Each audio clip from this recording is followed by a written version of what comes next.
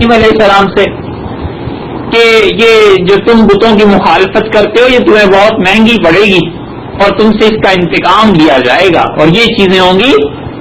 تو انہوں نے کہا کہ کیسا خاف، میں کیوں ڈروں گئی ان چیزوں سے جن کے قبضے میں کچھ نہیں ہے، اور تم اس اللہ سے نہیں ڈرتے جس کے قبضے میں سب کچھ ہے اور تم اس کے ساتھ شرک کرتے ہو. یہ غیرت ہے، طبیعت اور تعلق ایسا ہے خدا کے ساتھ. خدا نے چن لیا تھا. اللہ فرماتے ہیں ایک قوم پر جب ہم نے عذاب بھیجا تو یہ ہم سے دعا مانگنے لگے اور کہنے لگے کہ پروردگار چھوڑ دے، معاف کر دے. ہم نے کہا یا ابراہیم عارضا ھذا، ہم نے کہا ابراہیم تو اس بات سے ہٹ جا، نہ اصرار کر.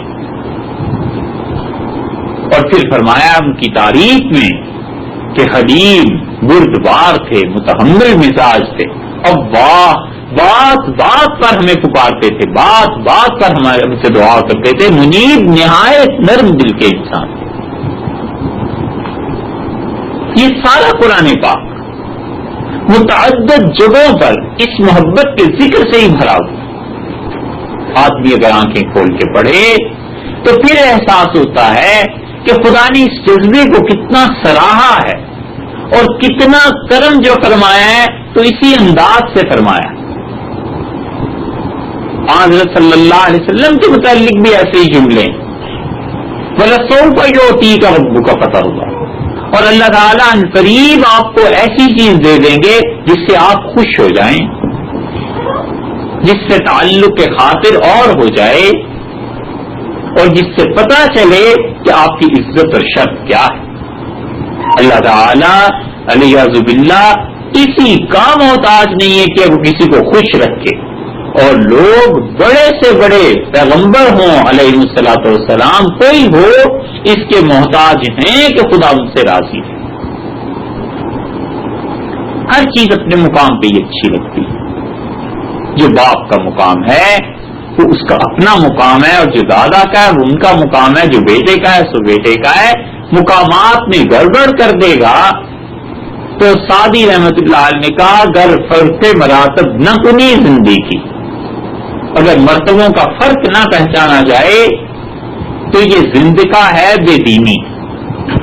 تو انبیاء علیہ السلام کیسے ہی کیوں نہ ہو، حتیٰ کہ فخر رسول نبی کریم صلی اللہ علیہ وسلم تمام تر شرف و عزت کے باوجود اللہ تعالی کی رضامندی ان کو چاہیے تھی. یہ جو اللہ نے فرمایا ہے اس قسم کے جملے ان کے شرف اور عزت کا اظہار ہے کہ لوگ یہ نہ سمجھیں کہ وہ ایسے ہی ہیں، وہ تو خدا کے بڑے محبوب پیغمبر ہیں علیہ الصلوۃ والسلام. یہ سب محبت کی بات ہے. اس لیے جو چیز مطلوب ہے دل کے فرائض میں سے وہ فرض یہ ہے کہ خدا کے ساتھ محبت کا تعلق بندے کا رہے، اور یہ فکر غالب رہنی چاہیے کہ مجھے جو اللہ سے محبت ہے یا اللہ کو مجھ سے محبت ہے، آخر اس کا تقاضا کیا ہے، یہ چیز کیسے مل جائے. اللہ تعالیٰ کو اتنی محبت ہے اپنے بندوں سے، اتنی محبت ہے کہ جس کی محبت ہوتی ہے اسے یاد کرتا ہے نا. رسول اللہ صلی اللہ علیہ وسلم نے فرمایا اللہ تعالیٰ نے یہ خود مجھ سے کہا، یعنی حدیث قدسی ہے کہ سب سے زیادہ قرب کی چیز جو میرے بندے کو میرے قریب کرتی ہے مما افترضت علیہ، جس سے میں اپنے بندے سے محبت کرنے لگ جاتا ہوں، وہ فرض ہیں جب وہ اسے پورا کرتا ہے. یتقرب عبدی الی بالنوافل، اور پھر اس کے بعد اس کا قرب بندے کا بڑھ جاتا ہے میرے ساتھ تعلق جب فرض کے بعد وہ نفل پر آ جاتا ہے، اور نفل سے تعلق بڑھتا ہے. كنت سمعه الذي يسمع به، پھر تو ہم اس کے کان بن جاتے ہیں، وہ ہمارے ذریعے سنتا ہے، اور پھر ہم اس کی آنکھ بن جاتے ہیں، ہمارے ذریعے وہ دیکھنے لگتا ہے. پھر ہم اس کے ہاتھ بن جاتے ہیں یبتش بہا، جس کے ذریعے وہ پکڑتا ہے، اور ہم اس کے پاؤں بن جاتے ہیں جس کے ذریعے وہ چلتا ہے. وَلَئِنِ اسْتَعَاذَنِي لَأُعِيذَنَّهُ، اور ہمیں اپنی قسم ہے اگر یہ کسی چیز سے پناہ مانگے گا تو اتنا اچھا ہمیں یہ لگتا ہے ہم اسے ضرور پناہ دیں گے، اور اگر یہ ہم سے دعا کرے گا تو ہم اس کی دعا ضرور سنیں گے. ہمارا یہ بندہ ہمیں اتنا اچھا لگنے لگتا ہے. 1000 بار پڑھتا ہے اعوذ باللہ من الشیطان الرجیم، اور مسجد سے باہر قدم رکھا اور وہ پناہ نہیں ملی. اس کا مطلب یہ ہے کہ وہ تعوذ کا وہ مقام ابھی حاصل نہیں ہوا کہ اللہ اپنی پناہ میں لے لیتا. جب وہ اپنی پناہ میں لے لیتا ہے تو پھر کبھی بندے کا ارادہ گناہ کا ہو تو بھی درمیان میں آ جاتے ہیں ارادے کے اور بندے کے. اتنی محبت ہے اپنی مخلوق سے اللہ کو، اتنا بندوں کو وہ چاہتے ہیں، اتنا انہیں تعلق ہے کہ بندہ انہیں یاد کرتا ہے نا. اتنا انعام فرمایا ہے، بندے کو تکلیف پہنچتی ہے تو کہتا ہے انا للہ، اچھی چیز کو دیکھتا ہے تو کہتا ہے ماشاء اللہ، خوشی ہوتی ہے تو کہتا ہے الحمدللہ. اسی طرح کوئی کام آئندہ کرنا ہے کہتا ہے انشاءاللہ، اور کبھی کبھی تو نہیں کہہ پاتا، ساتھ والا کہتا ہے کہ انشاءاللہ. یہ بار بار اللہ کا ذکر کرتا ہے نا، یہ بار بار خدا کو یاد کرتا ہے. تو جو ذکر یہ کرتا ہے، خود اللہ نے فرمایا ہے کہ فاذکرونی اذکرکم، تم مجھے یاد کرو میں تمہیں یاد کروں. یہ بندہ شکر کے ذریعے خدا کو یاد کرتا ہے تو اللہ تعالی اپنے انعامات کے میں اضافہ فرما کے اسے یاد کرتے تھے. یہ بندہ توبہ کے ذریعے یاد کرتا ہے تو اللہ تعالیٰ اسے معافی کے ذریعے یاد کر دیتے ہیں، وہ بھی یاد کرتے ہیں. رسول اللہ صلی اللہ علیہ وسلم نے فرمایا کہ گناہ ہو جاتا ہے آدمی سے اور وہ آ کے کہہ دیتا ہے کہ اللہ غلطی ہو گئی معاف کر دے، تو اللہ فرماتے ہیں میں نے اپنے اس بندے کو معاف کیا.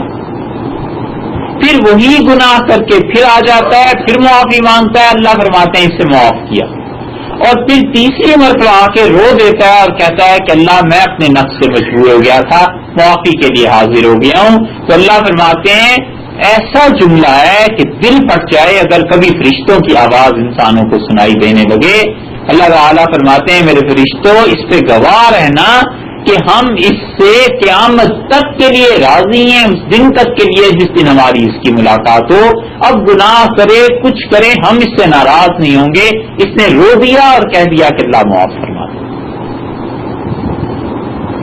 موتی سمجھ کے شان کریمی نے چن لیے.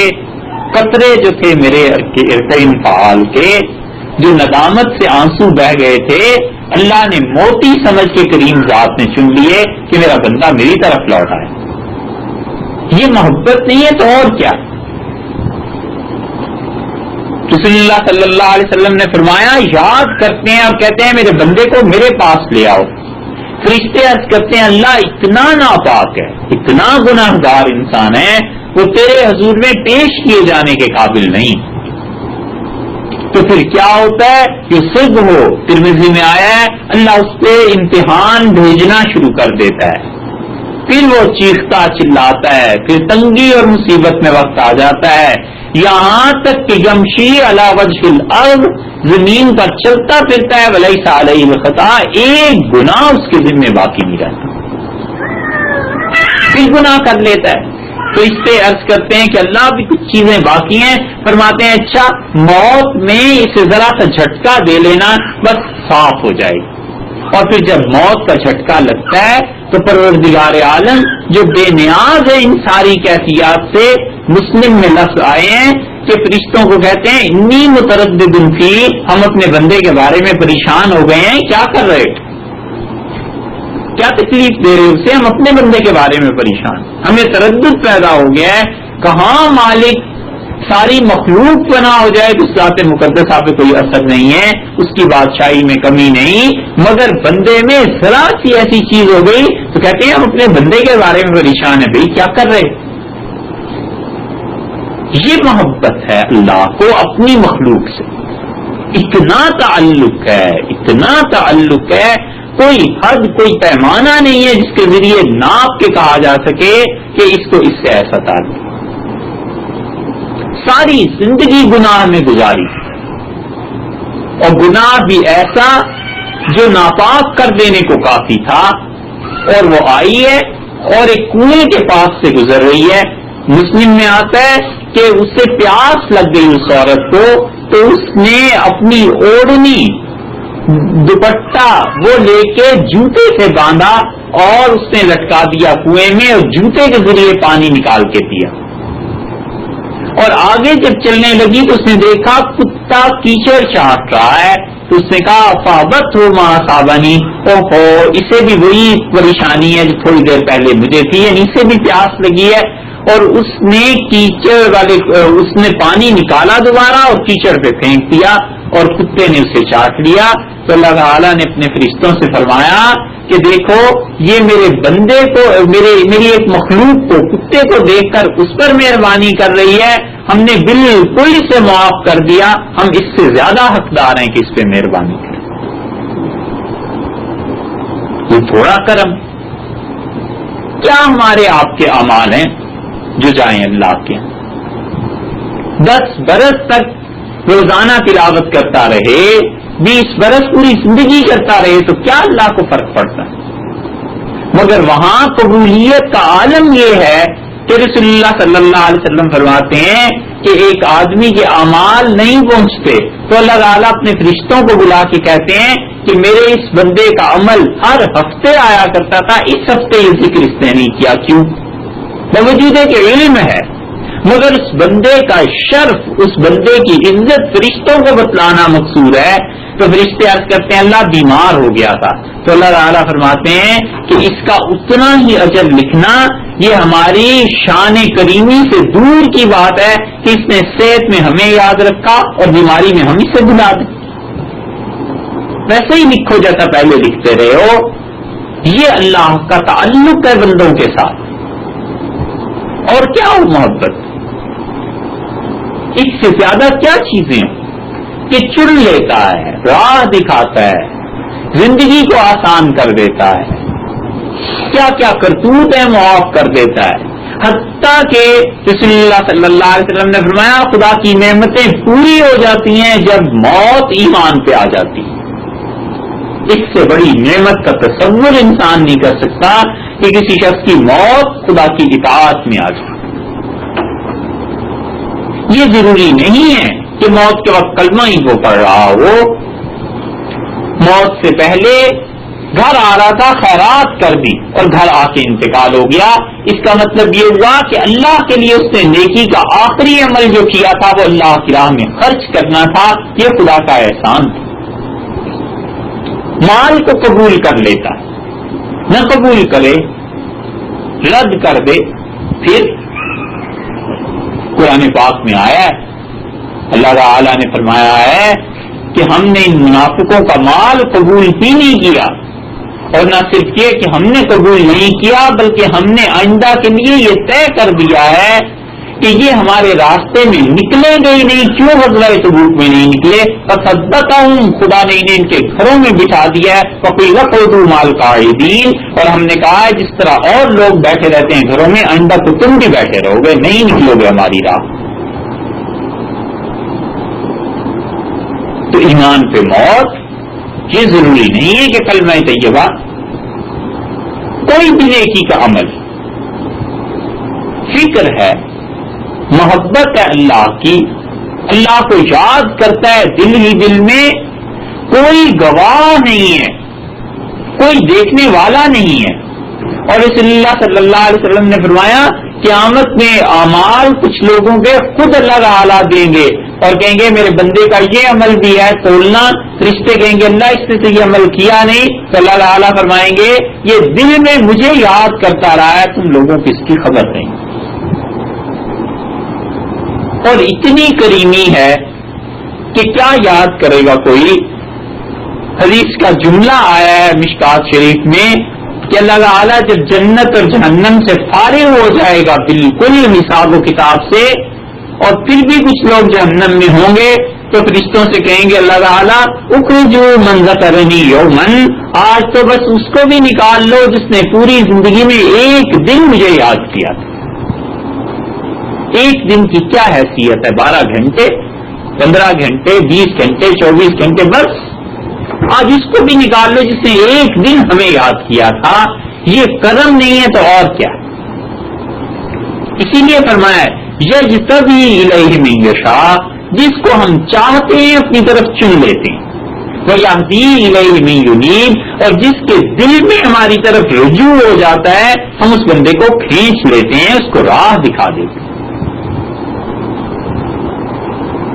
اور کھینچنا بھی عجیب، اپنی طرف بلانا بھی عجیب ہے۔ کائنات کا سب سے بڑا گناہ کرنے کے ارادے سے جو نکلا ہے، تلوار ہاتھ میں ہے، سب کو بتا کر جا رہا ہے کہ آج رسول اللہ صلی اللہ علیہ وسلم کے ساتھ ختم ہو جائے گا مسئلہ، مکہ والوں آج تو کوئی بچا نہیں سکتا۔ انہیں وہ ایسا کھینچا ہے، انہیں ایسا کہ خلافت ان کے ساتھ چھوٹا۔ یہ کرم نہیں ہے اور کیا چیز؟ وہ تو سب سے بڑے گناہ کے ارادے سے نکلے تھے، اور اپنی طرف سے تو انہوں نے کوئی کمی نہیں چھوڑی، تلوار بھی لے لی، سب کچھ ہو گیا، اور اللہ تعالیٰ نے بھی کوئی کمی نہیں چھوڑی عزت دینے میں۔ اور رسول اللہ صلی اللہ علیہ وسلم کی زبان نے خود گواہی دی کہ اشدہم فی امر اللہ عمر، عمر اللہ کے معاملے میں سب سے زیادہ قوی ہیں، سب سے زیادہ سخت۔ کیوں کھینچ لیتا ہے؟ وہ تو دل کو دیکھتے ہیں کہ دل کیسا ہے۔ رسول اللہ صلی اللہ علیہ وسلم نے فرمایا لا ينظر الى صورکم، اللہ تمہاری شکلوں کو نہیں دیکھتا، اللہ تعالیٰ تو تمہارے اعمال کو بھی نہیں دیکھتا، وہ ان نیتوں کو دیکھتا ہے جو تمہارے دل میں پوشیدہ ہیں، ان نیتوں کی وجہ سے چناؤ ہو جاتا ہے۔ محبت میں آدمی جاتا ہے اللہ کے گھر کی زیارت کرنے، اور کتنی بڑی بات ہے کہ کہتے ہیں من دخلہ کان آمنا، جو ہمارے گھر میں آ گیا ہم نے اسے پناہ دے دی۔ فقہا نے لکھا ہے، مفسرین نے، کہ اس کا ایک مطلب یہ بھی ہے کہ جو ہمارے گھر میں ایمان کے ساتھ داخل ہو گیا ہم نے جہنم سے اسے پناہ دے دی، اپنی ناراضگی سے پناہ دے دی۔ ایسا تعلق ہے اپنی مخلوق کے ساتھ، ایسے کھینچ لیتے ہیں بندوں کو۔ لیکن یہ کہ دل میں کیا ہے، نیت کیا ہے، ارادے کیا ہیں انسان کے، اور ارادہ بھی گناہ کا ہے تو بھی درمیان میں حائل ہو گئے اور کھینچ لیا، اس سے زیادہ کیا فضل اور مہربانی؟ لِيَنَالَ اللَّهُ لَهُمْ، لوگوں جو تم قربانیاں کرتے ہو اس کا گوشت ہم تک نہیں پہنچتا، اس کا خون ہم تک نہیں پہنچتا، مگر وہ جو دل کا تقویٰ ہے وہ ہم دیکھتے ہیں، وہ ہم تک پہنچتا ہے۔ حضرت صلی اللہ علیہ وسلم نے اسی لیے دعا فرمائی، اور آپ نے فرمایا اللہم ارزقنی حبک، اللہ مجھے اپنی محبت نصیب فرما، وحب من یحبک، اور اللہ اس چیز کی محبت مجھے دے جو تجھ سے محبت کرتے ہیں، جو تجھ سے محبت کرتے ہیں ان کی محبت میرے دل میں ڈال، والعمل الذی یبلغنی الی حبک، اور اللہ وہ عمل نصیب فرما جس کے ذریعے میں تیری محبت تک پہنچوں، واجعل حبک احب الی، اور اللہ اپنی محبت مجھے اتنی دے دے کہ وہ مجھے من الماء البارد، سخت پیاس کے موسم میں، سخت پیاس کی حالت میں ٹھنڈا پانی جتنا اچھا لگتا ہے، اللہ اس سے زیادہ آپ مجھے اچھے لگنے لگ جائیں۔ یہ دعا ہے۔ حضرت علی رضی اللہ عنہ سے کسی نے پوچھا تھا کہ رسول اللہ صلی اللہ علیہ وسلم آپ کو اچھے لگتے تھے کتنا؟ تو انہوں نے کہا شدید پیاس اور گرمی میں ٹھنڈے پانی سے زیادہ تو وہ اچھے لگتے تھے۔ پیاس کی کیفیت آتی ہے نا انسان پہ، کانٹے پڑ جاتے ہیں حلق میں اور ڈھونڈتا پھرتا ہے کہیں پانی مل جائے، مگر انہوں نے اسی لیے تشبیہ دی، انہوں نے کہا اس سے زیادہ ہمیں ان سے تعلق تھا رسول اللہ صلی اللہ علیہ وسلم سے، رات بھر اللہ کے حضور میں جو کھڑے ہیں یہ خدا کی محبت نہیں ہے تو اور کیا ہے؟ حضرت عائشہ رضی اللہ عنہ کہتی ہیں تورمت قدما، دونوں پاؤں سوج جاتے تھے. ہم نے عرض کیا کہ آپ تو بخشے ہوئے ہیں اور اللہ نے اگلی پچھلی لغزشیں معاف فرما دی. تو فرمایا فلا اکون عبدا شکورا، تو میں شکر نہ کروں اللہ کا، میں شکر گزار بندہ نہ بنوں. یہ خدا کا شکر اس لیے کہ محبت کا غلبہ ہے. حضرت صلی اللہ علیہ وسلم کی طبیعت میں خود بھی محبت کا غلبہ تھا. تو اس لیے ہم سب کو یہ فکر کرنی چاہیے، سوچنا چاہیے کہ اگر ہمیں اللہ سے محبت ہے اور خدا کو تو یقیناً ہم سے محبت ہے، تو پھر اس کے تقاضے کیا ہیں، پھر اس کے اظہار کا طریقہ کیا ہے، پھر اللہ نے کس چیز کا مطالبہ کیا ہے کہ اگر تمہیں بھی ہم سے محبت ہے تو تم دیکھو یوں کام کرو اور یہ بن جاؤ، تاکہ فکر اس کی اصلاح ہو جائے، اللہ کے ساتھ تعلق پیدا ہو جائے. محبت کا خود تقاضا یہ ہے کہ ذکر کرتا ہے، یاد کرتا ہے. یہ قرآن اس کی تلاوت کثرت سے یہ خود بتاتی ہے کہ یہ شخص اللہ کے ساتھ اسے تعلق ہے، محبت ہے اللہ سے، اس کا کلام پڑھتا ہے. عجیب بات ایک بزرگ نے کہی، کسی نے کہا حضرت آپ تنہا بہت رہتے ہیں، تو کہنے لگے جن سے محبت ہے انہیں سے فرصت نہیں ہوتی، تمہارے لوگوں کے پاس، تم لوگوں کے پاس کیا ہے؟ انہوں نے کہا اللہ تعالیٰ کے ساتھ آپ کو محبت ہے مانا، مگر خدا کے علاوہ ہم لوگ ہیں تو بات آپ نہیں کرتے، انسانوں سے بات کو جی نہیں چاہتا. انہوں نے کہا اللہ تعالیٰ کی باتوں سے ہی فرصت نہیں. تو انہوں نے پوچھا کیسے؟ کہنے لگے اگر مجھے خود بات کرنی ہو تو نماز شروع کر دیتا ہوں. تم نے نہیں سنی حدیث رسول اللہ صلی اللہ علیہ وسلم نے فرمایا ہے تم میں سے جو نماز پڑھتا ہے یناجی ربہ، وہ اپنے پروردگار کے کان میں سرگوشیاں کر رہا ہوتا ہے. تو جب مجھے بات کرنی ہو میں تو نماز پڑھنا شروع کرتا ہوں، اور جب جی چاہتا ہے وہ بات کریں تو قرآن کھول لیتا ہوں، وہ خود کلام کرتے ہیں. یہ محبت خود راہ دکھاتی ہے نا، تعلق بناتی، خود ہی رہنمائی کرتی.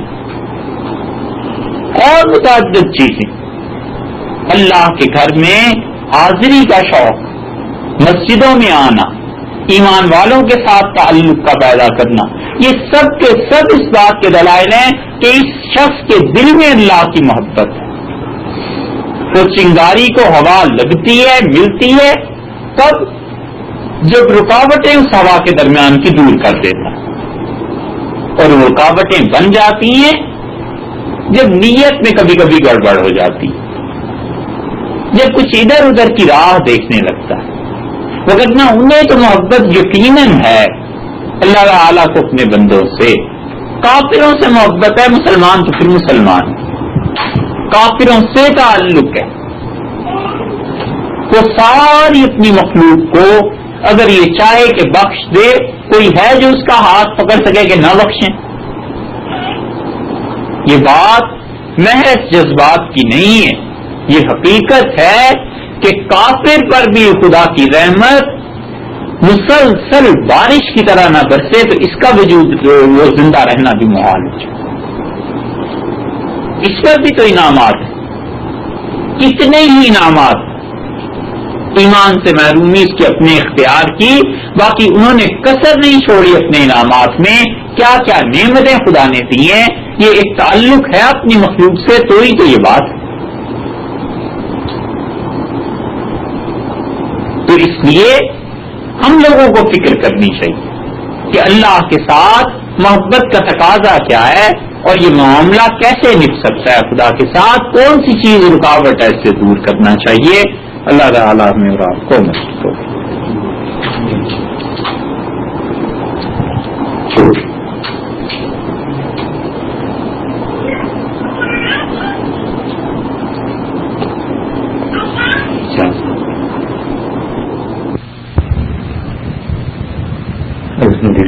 رب العالمین، والصلاة والسلام علی سید الانبیاء والمرسلین، اما بعد.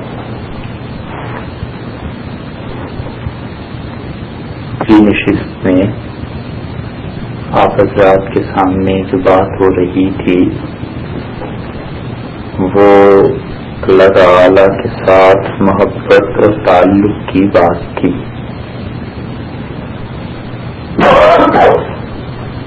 اور ہم نے آپ کی خدمت میں عرض کیا تھا کہ انسان کے جتنے بھی اعمال ہیں در حقیقت اس کی بنیاد وہ فکر ہے جو انسان کے دماغ میں ہوتی ہے، اور اللہ تعالی کی محبت وہ ان تمام اخلاقیات میں بلند ترین درجہ رکھتی ہے جو اللہ نے انسانوں کو مرحمت فرمائے ہیں،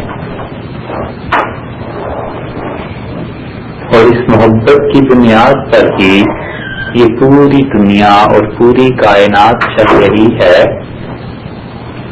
جتنا جہاں کچھ اور جو کچھ بھی نظر آتا ہے یہ سب کا سب اللہ کے ساتھ تعلق اور محبت ہی کا نتیجہ ہے۔ وہی محبت حق تعالی شانہ کی اسی کی ایک بدلی ہوئی شکل اور صورت اس کی رحمت کی بھی ہے، اور رحمت بھی دراصل محبت ہی کی ایک قسم ہے، اور اس رحمت کی وجہ سے جو دنیا چل رہی ہے اگر اس کی اصل پر غور کریں تو پھر جا کر یہ محبت میں مل جائے گی کہ اللہ کو اپنی مخلوق کے ساتھ جو تعلق ہے، اور جو بار بار قرآن پاک میں یہ بات ارشاد فرمائی گئی ہے کہ اللہ کو فلاں سے محبت ہے، فلاں سے محبت ہے، فلاں سے محبت ہے، تو محبت ان تمام اعمال کی اصل بن جاتی ہے۔ اس سلسلے میں ایک آیت کریمہ پچھلی مرتبہ بھی آئی تھی کہ اللہ تعالی نے یہ بات ارشاد فرمائی کہ ان کنتم تحبون اللہ، اگر تم اللہ تعالی کی محبت چاہتے ہو تو فاتبعونی، میری چال چلو، میری بات پر عمل کرو۔ اتباع سنت جس چیز کا نام ہے اس کی دعوت دی گئی۔ یحببکم اللہ، اللہ تم سے محبت کرے۔ تو جتنا کوئی شخص اتباع میں کامل ہو جائے گا اتنی ہی اتنی اللہ کی محبت اس انسان کے ساتھ بڑھتی چلی جائے گی، اور اتباع کی توفیق، سنت پر عمل کی توفیق اللہ تعالی خاص مہربانی کسی پر کریں اور خاص فضل اور محبت ہی ہو تو اسے ہی ملتی ہے۔ گزرنا بڑی مشکل چیز ہے۔ ظاہر میں کچھ سنتوں کا اتباع کر لینا یہ پھر بھی کسی حد تک ہو سکتا ہے، مگر انسان کا مزاج ایسا بن جائے اور خمیر ایسا اٹھے کہ اسے اتباع سنت کے بغیر چین نہ آئے، یہ اسی وقت ہوتا ہے جب اللہ کا خاص فضل اور اس کی محبت شامل حال ہو جائے۔ متعدد مقامات پر اللہ تعالی نے یہ بات بتلائی ہے کہ وہ اپنے کن بندوں سے محبت کرتا ہے۔ ایک اس میں سے اتباع سنت ہوا۔ ایک جگہ اللہ تعالی نے ارشاد فرمایا ہے کہ اللہ تعالی محبت کرتے ہیں واللہ یحب المتقین، ان لوگوں سے جو متقی ہیں۔ تو دوسری قسم کے لوگ وہ ہوئے جن کی زندگی میں تقویٰ آ جاتا ہے، اور یہ تقویٰ انہیں اللہ کی محبت نصیب کرتا ہے۔ اور تقویٰ کے معنی یہ ہیں کہ کسی شخص کو اللہ نے جن کاموں سے منع کیا ہے ان سے بھی کئی ہاتھ پیچھے رہے۔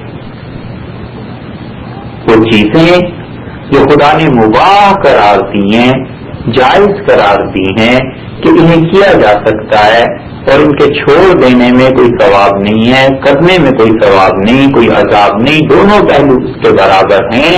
ان چیزوں کو بھی حد الوسع جب آدمی ترک کر دیتا ہے پھر جا کر کہیں تقویٰ کے معیار کو پہنچتا ہے۔ مثلا ایک آدمی کے لیے یہ جائز کام ہے اور مباح ہے کہ وہ نرم بستر کا استعمال کرے، اور ایک شخص اسے بھی اس لیے چھوڑ دیتا ہے کہ میں کہیں بہت زیادہ آرام اور لذت کی زندگی میں نہ پڑ جاؤں، بلکہ زندگی میں کچھ سختی کوئی ایسی چیز رہنی چاہیے، اور ان آسائشوں کا، اس آرام کا اپنے آپ کو بہت عادی نہیں بنانا. یہ اس شخص کا تعلق مع اللہ اور تقویٰ ہے. حضرت عمر رضی اللہ عنہ نے حضرت ابی بن کعب رضی اللہ عنہ سے پوچھا کہ تقویٰ کس چیز کا نام ہے؟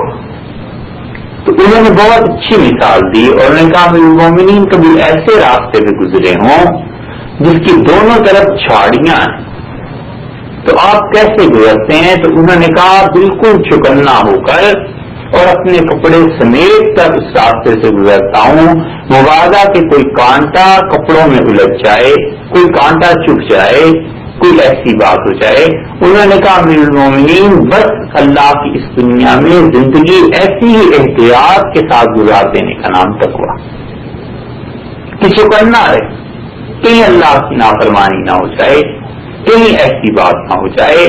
اللہ کو یہ اپنے بندے محبوب ہیں، اور جو تقویٰ اختیار کر لیتا ہے، اللہ نے فرمایا وَمَن يَتَّقِ اللَّهَ، اور جو خدا سے ڈرتا رہتا ہے، تقویٰ خدا کا اس کی زندگی میں شامل رہتا ہے، يَجْعَلْ لَهُ مَخْرَجًا، وہ اپنے اس بندے کی مشکلات کو حل کرنے کے لیے کوئی راہ نکال دیتا ہے. وَيَرْزُقْهُ مِنْ حَيْثُ لَا يَحْتَسِبُ، اور اپنے بندے کو وہاں سے رزق دیتا ہے جہاں اس کے رحم و گمان میں بھی نہیں ہو سکتا کہ یہاں سے بھی مجھے کچھ مل جائے، تصور میں ہی نہیں آتا، لیکن اللہ وہاں سے اس کے اسباب کو پورا کرتا ہے. اس لیے کہ اس شخص کا تقویٰ اللہ کی محبت کو کھینچ لیتا ہے، اور اب تعالیٰ شان کو جس سے محبت ہو جائے وہ اپنے بندے کو تنہا نہیں چھوڑتا. امام مالک رحمت اللہ علیہ سے کسی نے کہا کہ آپ کا دشمن فلاں فلاں بات وہ لوگ کہہ رہے تھے، تو امام مالک رحمت اللہ علیہ نے فرمایا میں انہیں کچھ نہیں کہتا، لیکن ان سے یہ جا کر کہنا کہ مالک کی آبرو اور عزت اللہ کے ہاں ابھی باقی ہے. مراد یہ تھی کہ جو تم جھوٹ بول رہے ہو میرے متعلق اور الزامات لگا رہے ہو، تو اللہ کے ہاں میں اتنا بھی گیا گزرا نہیں ہو گیا کہ خدا اس کا تمہیں اجر جزا، خدا اس کی سزا نہ دے گا، بلکہ اللہ کی طرف سے تمہیں کچھ نہ کچھ چیز مل جائے گی، پہنچ جائے گی. تو تقویٰ والے لوگوں سے اللہ تعالیٰ کو محبت، اور اس کا اثر یہ ہے کہ اس شخص کے کام رکتے نہیں، اس کے کام ہوتے ہی رہتے ہیں. کہیں اسباب اور وسائل میں دور دور تک نام و نشان نہیں ہوتا، اور خدا کسی ایسی چیز کے ذریعے مدد دے دیتا ہے. یہ دلیل ہے اس کے تقویٰ کی.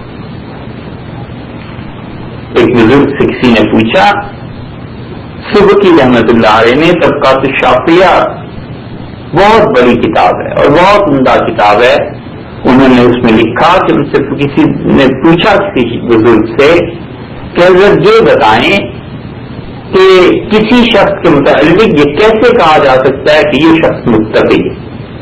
کوئی علامت، اس کی کثرت سے نماز پڑھنا، روزہ رکھنا، بس کوئی علامت تو ہوگی. تو انہوں نے کہا جس شخص کو تم دیکھو کہ اللہ کا اچھا بندہ ہے ظاہر میں، اور اس کے کام بغیر اسباب اور وسائل کے ہوتے چلے جاتے ہیں، سمجھ جاؤ کہ یہ شخص متقی. تو اس سے پوچھا وہ کیسے؟ تو کہنے لگے اللہ نے قرآن میں یہ کہا ہے کہ من یتق اللہ، جو متقی ہوگا اللہ کا بندہ، اللہ تعالیٰ اس کے کام ایسے اسباب اور وسائل سے کر دے گا لا یحتسب، جس کا کوئی سوچ بھی نہیں سکتا، تصور میں بھی نہیں آ سکتا. انہوں نے کہا اس کے تقویٰ کی علامت ہے کہ اللہ اس کے کاموں کو رکنے نہیں دے گا. یہ چیز ایسے ہی چلتی رہتی، لوگوں کی سمجھ میں نہیں آتا، اس لیے کہ سمجھ اس بات کی عادی ہو گئی ہوتی ہے کہ جب تک اسباب اور وسائل نہیں ہوں گے اس کی بنیاد پر نتیجہ نکلے گا، نہیں ہوں گے تو نہیں نکلے گا. اور تقویٰ جو سبب ہے بہت سی چیزوں کا، اس کو سبب سمجھتے نہیں. یہ غلط فہمی کی بنیاد ہے. حالانکہ اس کا تعلق اللہ کے ساتھ اگر دیکھ لیا جاتا تو کوئی وجہ نہیں ہے کہ بات سمجھ میں نہ آ سکے. دوسری چیز، تیسری بلکہ جو اللہ تعالیٰ نے قرآن پاک میں ارشاد فرمائی کہ اللہ کو کن چیزوں سے کن لوگوں سے محبت ہے. اللہ تعالیٰ نے فرمایا کہ اللہ یحب المتطہرین، اللہ ان لوگوں سے محبت فرماتے ہیں جو خوب پاک رہتے، صاف رہتے. پاکیزگی ایسی چیز ہے، پاک رہنا ایسی چیز ہے کہ وہ اللہ کی محبت کو کھینچ لیتی ہے. نبی کریم صلی اللہ علیہ وسلم نے فرمایا اللہ پاک ہے اور پاک چیزوں کو بھی پسند کرتا ہے، اور اس نے اسی وجہ سے یہ حکم دیا ہے کہ میرے رسول علیہ الصلوۃ والسلام کلوا من طیبات، پاک چیزوں میں اپنا رزق رکھو، پاک چیزیں کھایا کرو، واعملوا صالحا، اور اچھے اعمال کرو. پاکیزگی بہت چھوٹی چھوٹی چیزوں سے بھی شروع ہو جاتی. کبھی آدمی غور نہیں کرتا، مگر وہ جو پاک نہیں رہتا اس کی وجہ سے فرشتوں کو تکلیف ہوتی. اللہ کے فرشتے اس جگہ سے ہٹ جاتے ہیں، اور جو اہتمام کرتا رہتا ہے پاک کرنے کا، خدا کے فرشتے اس کی مجلس میں رہتے ہیں، وہ فرشتوں کی مجلس میں رہتا ہے. اعتکاف کو اسی لیے فضیلت حاصل ہے کہ بندہ جب خدا کے گھر میں مسجد میں رہتا ہے تو وہاں اللہ کے فرشتے بھی رہتے ہیں. صحابہ رضی اللہ عنہ کے زمانے میں مسجد نبوی میں اور دیگر مساجد میں وہ ہر ہفتے دھونی دیا کرتے تھے. لوبان، عود، اس قسم کی لکڑیاں جو خوشبودار ہیں وہ جلایا کرتے تھے کوئلوں پہ رکھ کے، تاکہ مسجد میں خوشبو ہو جائے اور اللہ کے جو فرشتے ہیں وہ ان کو آرام پہنچے، ان کی آسائش رہے. یہ پاکیزگی کا ایک تصور. اور رسول اللہ صلی اللہ علیہ وسلم کیا اتنی نفاست تھی، اتنی پاکیزگی تھی کہ عائشہ رضی اللہ عنہا سے پوچھا گیا کہ وہ گھر تشریف لاتے تھے کیا کام سب سے پہلے کرتے تھے، تو انہوں نے کہا سب سے پہلے رسول اللہ صلی اللہ علیہ وسلم دروازے میں داخل ہو کر مسواک کرتے تھے، دانت صاف کرتے تھے، اور ارشاد فرماتے تھے کہ اناجی من لا تناجی، میری گفتگو ان سے ہوتی ہے جن سے تمہاری گفتگو نہیں ہوتی، یعنی اللہ کے فرشتے ہیں، انہیں ایذا نہ. ایک بلا کتے کا بچہ اور وہ ایک چوکی تھی رسول اللہ صلی اللہ علیہ وسلم کے گھر میں، اس کے نیچے رہ گیا، اور آج صلی اللہ علیہ وسلم پہ وحی کا سلسلہ منقطع ہو گیا. جبریل امین آئے اور دروازے کے باہر کھڑے رہے، اور آپ مسجد نبوی میں گئے تو جبریل امین سے ملاقات ہوئی تو آپ نے فرمایا تم اندر نہیں آئے.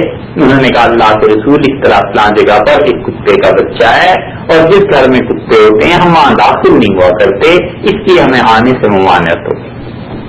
اور رسول اللہ صلی اللہ علیہ وسلم نے حکم دیا اور وہ ہجرت ہوا گیا، اس کو نکال دیا گیا. یہ چیز طہارت پاکیزگی متعدد جگہ پر یہ آئے کہ طہارت کا خیال کرو، پاکیزگی کا خیال کرو. ہمارے زمانے میں فلش سسٹم ہے. اب دیکھنے میں بظاہر کوئی اتنی بڑی چیز نہیں کہ کسی انسان نے استعمال کیا اور اسے فلش نہ کرے. بہت سی جگہ پر لوگ اس کی پرواہ بھی نہیں کرتے، لیکن حقیقت میں سوچا جائے تو یہ بہت بڑی چیز ہے. اور وہ یہ ہے کہ اس بو کی وجہ سے فرشتوں کو تکلیف ہوگی. نماز پڑھے گا، این ممکن ہے کہ اللہ کے بعد فرشتے جو آنا بھی چاہتے ہیں وہ نہ آ سکے، کیونکہ اس بو کی وجہ سے انہیں دقت ہو.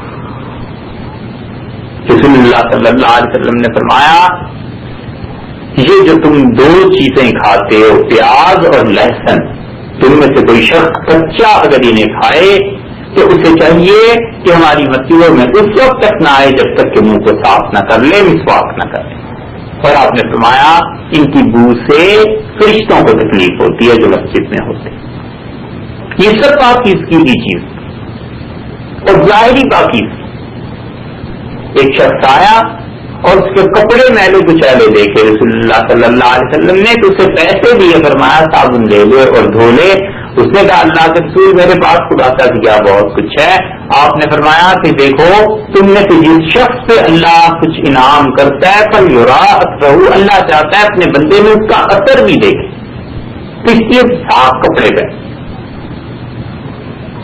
یہ اسی لیے فرمایا کہ وغیرہ ایسے کپڑوں سے خدا کا قرب نہیں مل جاتا کسی کو، بلکہ ایک گنا اس میں یہ چیز مانی ہو جاتی سوائے احرام کے کہ اس کے متعلق رسول اللہ صلی اللہ علیہ وسلم نے فرمایا وہ جتنا بھی میلا کچیلا ہو جائے خود تو نہ کرے کہ مٹی اٹھا کے پھینکنے لگے اپنے پہ، مگر فرمایا جتنا میلا کچیلا ہو جائے اللہ کو اتنا ہی وہ حاجی اچھا لگتا ہے، کیونکہ خدا کے راستے میں یہ سب کچھ ہو رہا۔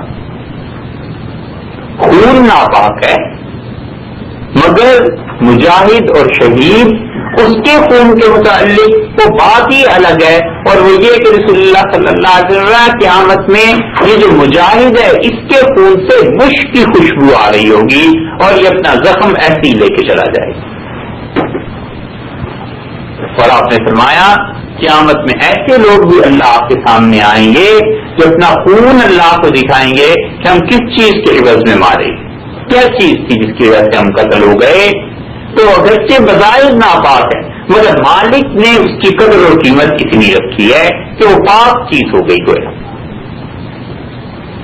حضرت صلی اللہ علیہ وسلم نے اس قسم کے ظاہر کے امور پر بھی توجہ کرنا، اور اس سے بھی بڑی بات یہ ہے کہ آدمی کا دل پاک رہے، اور جب تک دل میں بت سجے ہوئے رہتے ہیں اللہ کی گزرگاہ کیسے بن سکتی ہے، تعالیٰ کے انو کا قیام کیسے ہو سکتا ہے؟ اتنے بت سجا رکھے ہیں دل میں۔ یہ مال کی محبت کا ایک بت ہے، یہ عہدے کی محبت کا ایک بت ہے، یہ اپنے علم کا زوم ہے کہ میں اتنا بڑا عالم ہوں، یہ بھی ایک بت ہے۔ اللہ کے اور بندے کے درمیان سب سے بڑی آر خود انسان کا اپنا ہی نفس ہے۔ کبھی یہ بت ٹوٹ جائے تو اللہ تک پہنچنے کی راہ انسان کو مل جائے، کیونکہ انسان کے اور اللہ کے درمیان یہی چیزیں اپنا ہی نفس مختلف صورتوں میں سامنے آ جاتا ہے۔ کبھی آدمی یہ سوچتا ہے کہ اگر یہ کام کر لیا تو یہ میرے عہدے کے مناسب نہیں ہے کام، حالانکہ وہ کام شرعاً بھی ضروری ہو جاتا ہے، کبھی اخلاقی اعتبار سے ضروری ہو جاتا ہے، مگر نفس مٹا ہوا نہیں ہوتا نا اندر سے، اس لیے اس کام کو کرنے میں آر محسوس ہوتی ہے۔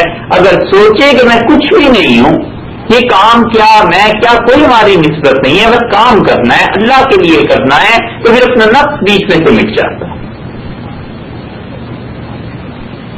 اللہ تعالیٰ نے اسی لیے قرآن پاک میں فرمایا وَنَهَى النَّفْسَ عَنِ الْهَوَىٰ، جس شخص کو اس کی خواہش نفس روک دے اس بات سے کہ وہ اللہ کی احکامات کی پیروی کرے، اس شخص کو قیامت میں خسارہ اٹھانا ہی پڑے گا۔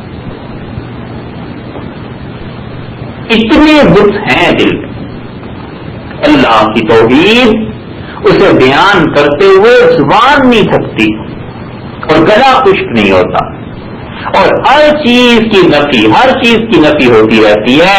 کبھی اس لا الہ الا اللہ کے تیغ میں، کبھی اس کی زد میں اپنے نفس کو بھی لانا چاہیے کہ اس کی بھی نفی کرے کہ میں کچھ نہیں،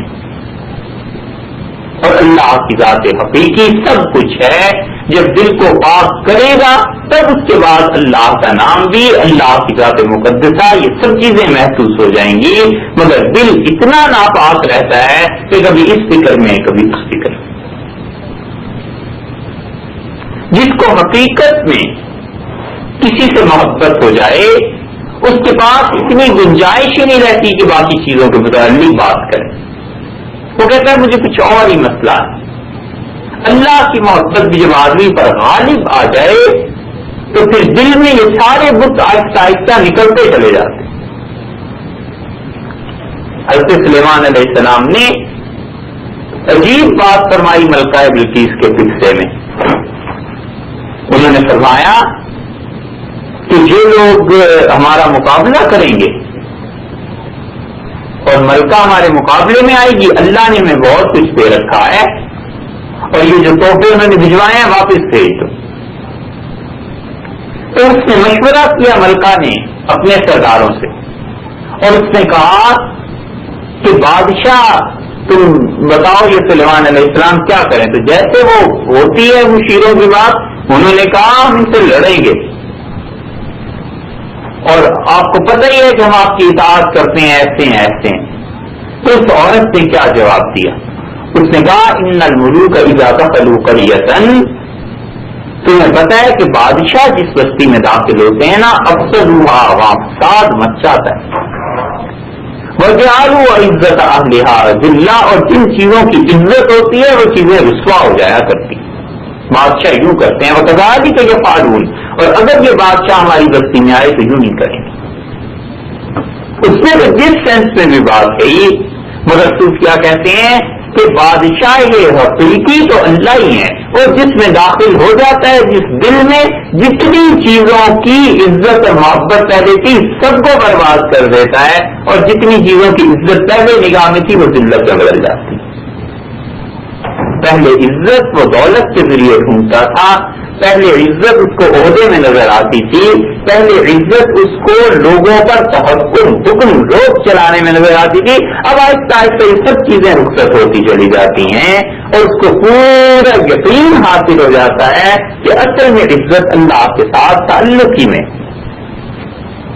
تو دل اسے یا تو اللہ تعالیٰ کے لیے رکھ لے اور یا غیر کے حوالے کر دے. یہ نہیں ہو سکتا کہ دونوں چیزیں بیک وقت رہیں. اس کی صفائی اور اس کی پاکیزگی اتنی ضروری جتنی ظاہر کی پاکیزگی ہے، بلکہ اس سے بھی زیادہ باطن کی پاکیزگی لازم.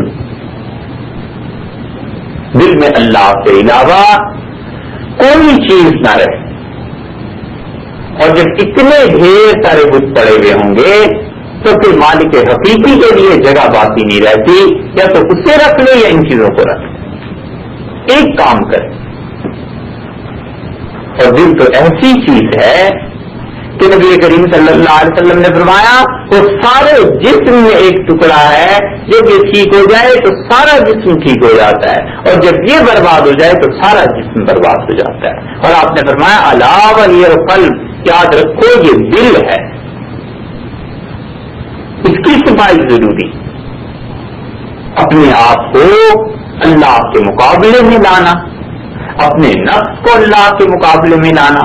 کہاں ہو ذات مقدسہ احکم الحاکمین، اور کہاں یہ مٹی سے ناپاک چیزوں سے بنا ہوا وجود اپنے آپ کو خدا کے مقابلے میں ٹھہراتا ہے الیاذ باللہ، اور اپنے نفس کے متعلق یہ سمجھتا ہے کہ اس کی بات مان لی جائے اور اللہ کی بات رد کر دی جائے. یہ کیسا ایمان ہے بھائی؟ ایمان تو اس چیز کا نام ہے کہ اللہ